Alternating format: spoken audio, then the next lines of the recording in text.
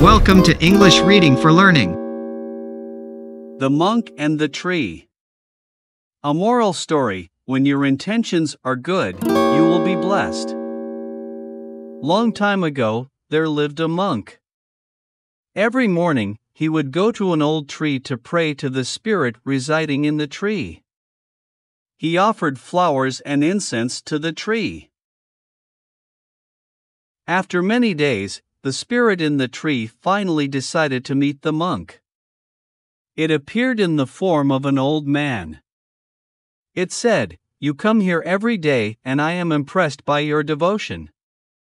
Tell me what you want and I will try to help you." The monk was pleased and said, "I want to open a school for poor children in my village. But I don't have any money. Please help me."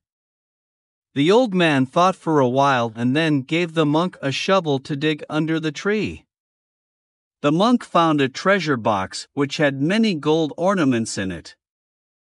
The old man suggested the monk sell these ornaments and begin to build the school.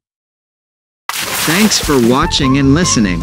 Please click like and subscribe for new and latest uploads.